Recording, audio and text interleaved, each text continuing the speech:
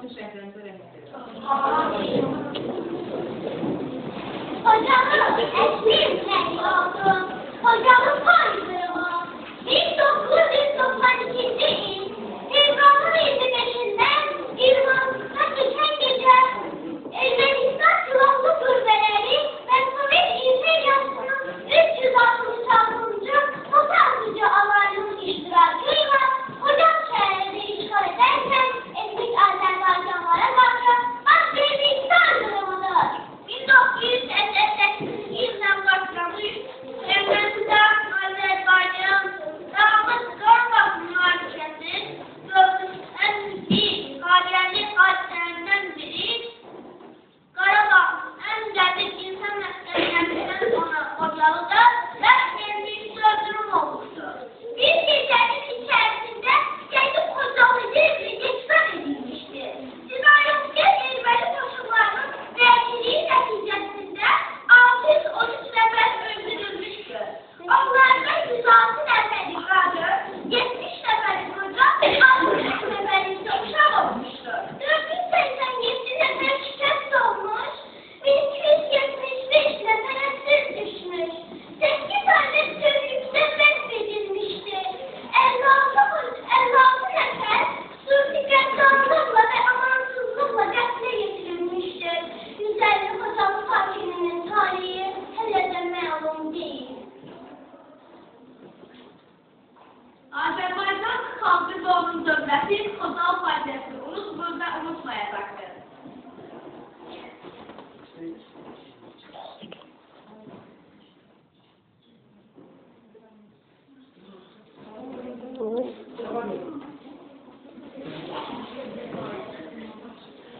Erməni işğalçılarına qarşı fədakar mübarizə aparan 10 nəfər Xocalı rayon sakini Azərbaycan Respublikasının zəxirə altına milli qəhrəmanlarının adına layiq görülmüşdür. 9 nəfərin ölümündən sonra Mayor Əlif Rəfiqoğlu Hacıyev, Məhmədoğlu Öztürk Şahidoğlu, Şakir Şamiloğlu Salahov, Rüstəm Füzuli Salahoğlu, Ələskər Allaroğlu Novruzov, Həlimov Aras Sahadoğlu, Sofiq Mirzəyoğlu Hüseynov,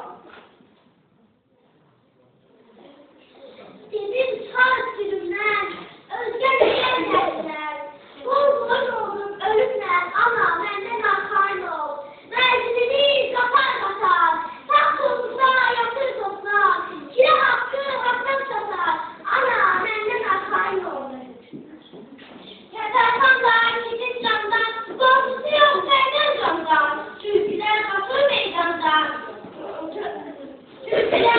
meydandan, gəlməz aslan üstə, Azərbaycan qalanları, yeni il düşmən üstünə, çoğullar, davaşilər, məhv edir meydan üstünə.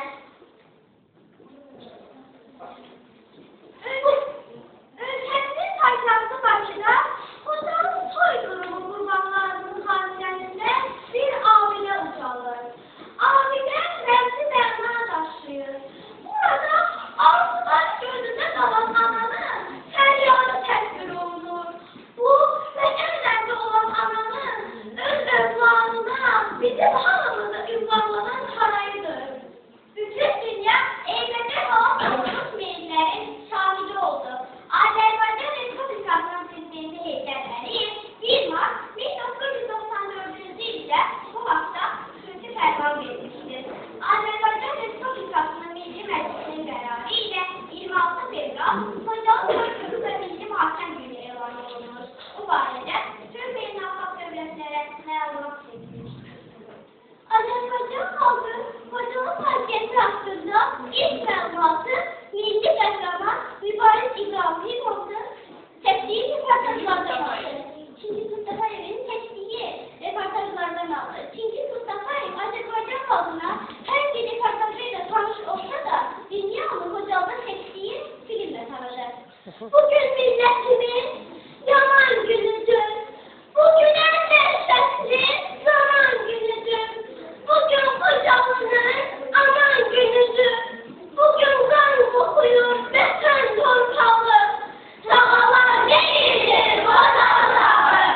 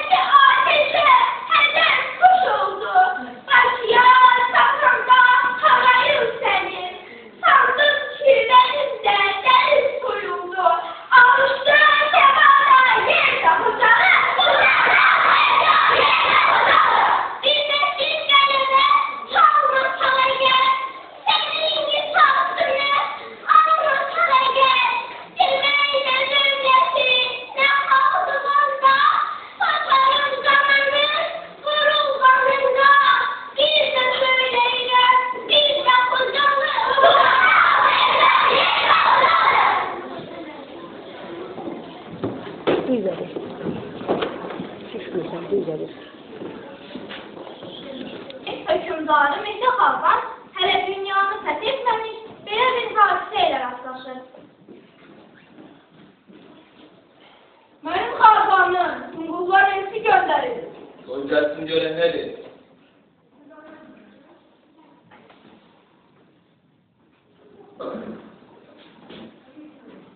Mənim xalqanım, Tunqullar sizin ən yaxşısınızı tələb edir.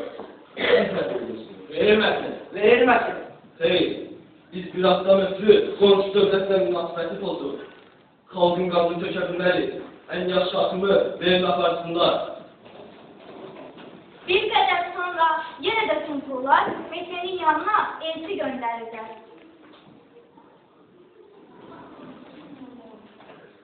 Mənim xalqanım, Tunqullar bu dəfə sizin ən gözəl kəndinizi tələb edir. Siz nə buyurursunuz? Verilməsin. Verilməsin. Yox, biz bir qadından ötürü qonşu dövlətlə münasibətli olduq. İllərlə işin qanını tökə bilməli, verin aparsınlar. Qonşu dövlətin hökümdarı çox təkəbbürlü, ağırlıqdır. O aldığı qənimətlərlə kifayətlənməyib, yenidən bu imperatorluğuna elçi göndərir. Mənim xalqanım, Tunqullar indi də sərhəd yaxınlığındakı Sıncılı Əşib Betəri mənarasını tələb edir. Siz nə buyurursunuz? Verildi. Verilsin. Siz nə danışırsınız? Xalqan sağ olsun. Siz qonşu dövlətin bütün tələblərini yerinə etmişsiniz. Sizə qulaq kimi ən gözəl atınızı, yaraşıqlı kəndinizi Tunqullara verirsiniz. İndi bu Əşib Betəri mənim torpaq nədir ki? Ondan ötürü qonşu dövləti özümüzdən narazı qalır. Naxaq yerə yiğitlərimizin qanını tökdürək. Torpaq dövlətin təməlidir. Onu heç kəsə vermək olmaz. Torpağı əcdadlarımız bizə miras qoyub gedirlər. Orada babalarımızın sümükləri ölür. Torpaq mənim deyil, xalqımdır. Xalqın torpağını verməyə isə heç kimin ixtiyarını satmaz. Mən öz atımı, yaraşıqlı kəndimi Tunqullara ona görə verdim ki, onlar mənim idi. Amma torpağını verə bilmərəm. Torpaq gələcək nəsillərə çatdırılmalıdır. Ya xalq məhv olmalı, ya da öz qanı uğruna bu torpağı qorumalıdır.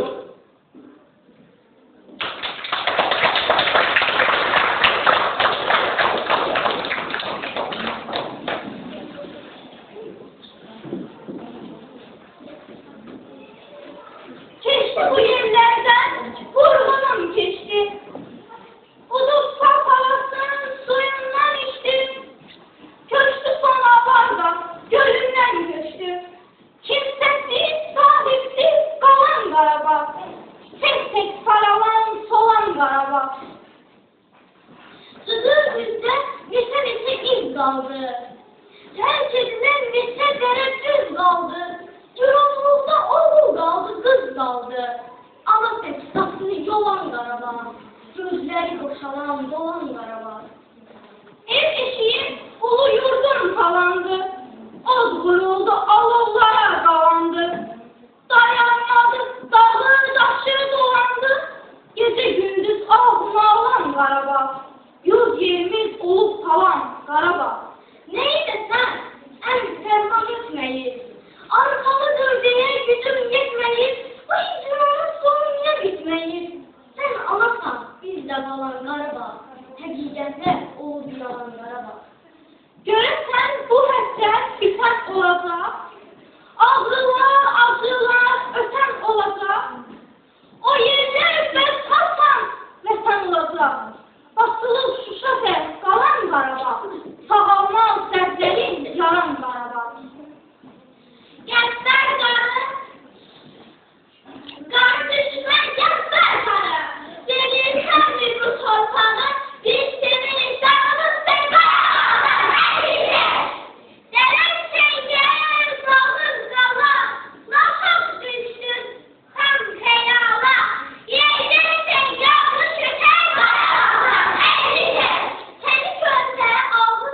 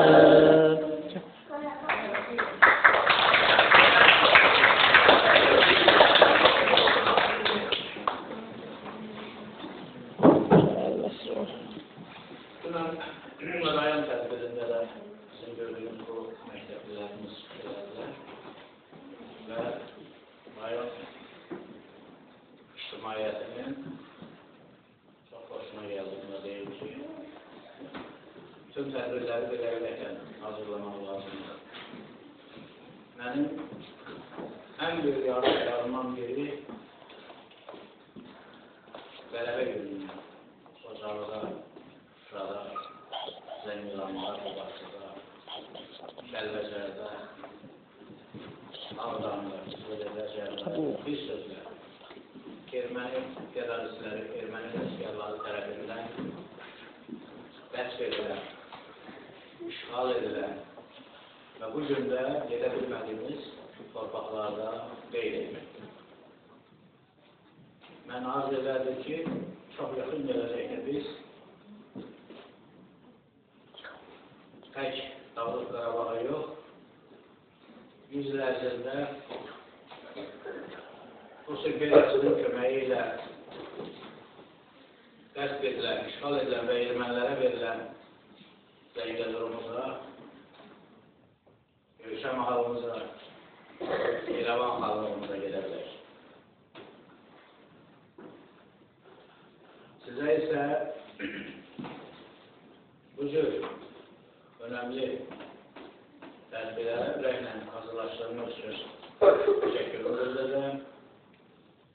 Bu tədbirin hazırlığında əməyi olan Mehriban müəllimə, siz başda olmaqla bütün müəllimləri, valideynləri və ən çox da ki, siz balaları belə gözəl Qocalı Şuşa adına layiq tədbir hazırladığınız üçün təşəkkür edirəm. Qoy biz növbəti ilə qələbə mahnılarını oxuyaq, qələbə marşını çalaq. Vətən torpaqlarının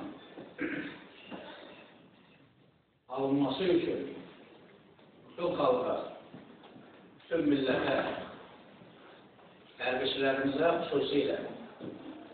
Çünki öyle bir məsələdir ki, sülh yolu ilə əlini tapa bilməsək, gec-tez silah öz sözünü deyəcək. Silah öz sözünü deyəndə bu müharibə deməkdir. Eşitəcək hər yolu. Əgər erməni qəsbkarları sülh danışıqlarından gəlməsələr, məsələ hər yollarında olacaq. Məhz bu yollar hamımıza uğur edir. Bölünmüş vətənimizi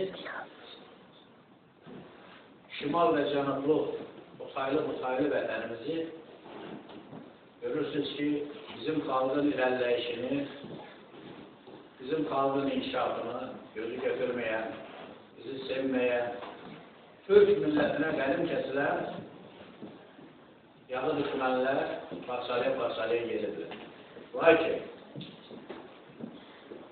Türk elə bir millətdir ki, ondan çox dövlət quran, ondan çox dövlət dağıdan ikinci bir millət yer üzrdə yoxdur.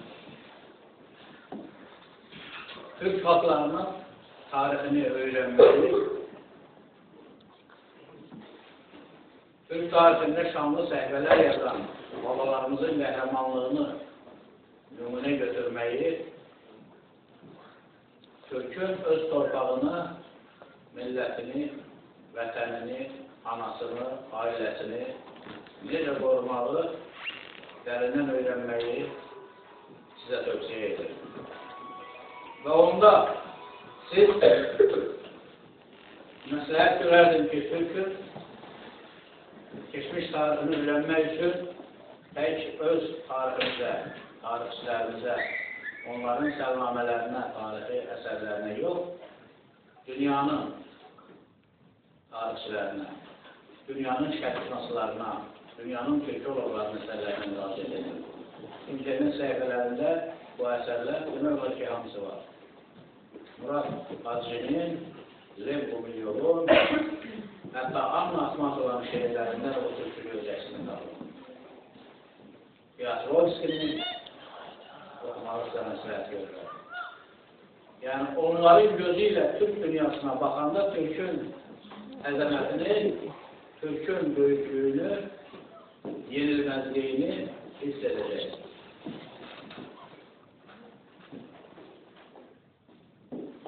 Böyük və ulu öndərimiz Heydər Əliyev deyirdi ki, mən fəxr edirəm ki, Azərbaycanlıyım. Bu ulu öndərimizin dediyi bu kəlmə bütün Türk dünyası üçün əsas bir kəlmədir. Biz də Azərbaycanlı olmamızla fəxr etməliyik ki,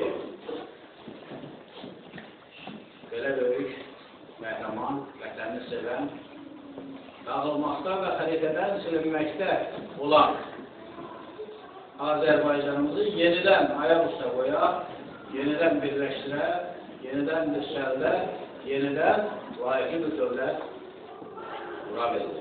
Bax, bunun üçün biz ulu öndərimizə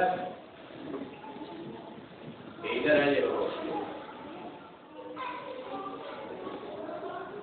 Onun yolunu davam etdirməyi, onun qoyduğu siyasi kursu davam etdirməyi, vətənini ayaqda qeydir. Qorumalı, sevməyi bacarmalıyıq. Vətən torpağını əkib becərmiriksə, o adi bir torpaqdır. Vətən torpağının sərhədlərini qoruya bilmiriksə, o yenə də adi bir torpaq. Biz onu sevir, qoruyuq və əkib becəririksə, o artıq vətəndir və qarşısına böyük hərflə yazılan ana vətəndir.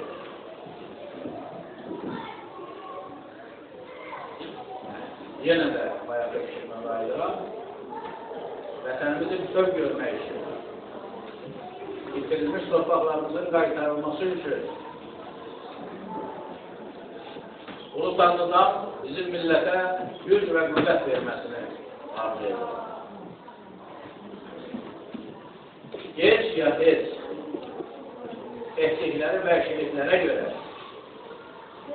insanın ağlına gəlməz cinayətlərinə görə daşnaqlar, aylar və özlərini erməni adlandıranlar öz layiqli cəzalarını alacaq. Sağ olun.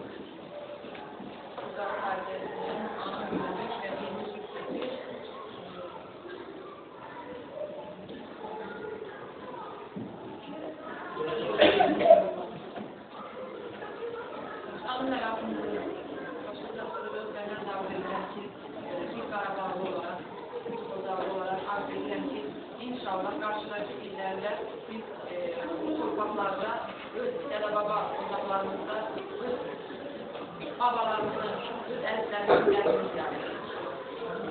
Uşaqlar, sizə də minnətdaram. Mən hər bir məktəbimizin hər bir adına minnətdaram. Çünki bugün siz dünəyindən biraz dünən başqa bir məktəbdə daha yaxşı çıxışırsınız, daha canlı çıxışırsınız, daha elə bir o faizləri yaşanmış bir uşaqlar kimi, bir insanlar kimi çıxışırsınız.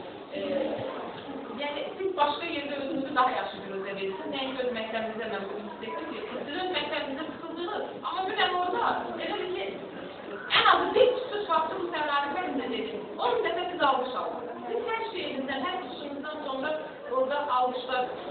Və siz orada nə qədər insanları aldattınız. Çünki o şeyləri yaşayarak, siz edərək verirsiniz. Çox gözəl və hər birinizə minnətdaram, Elman müəllimə də minnətdaram, valideynlərinizə də minnətdaram. Çünki hər birinizin valideyni də bu işdə bizə dəstək oldular. Bu 3 gündə mən sizi gördüm, bəzən üstünüzə düşdürdüm, sizin bunlara görə də üzr hesab edin. Və inşallah torpaqlar işğaldan azad olsun. Hər birinizi aparatın qararı var. Sağ olun.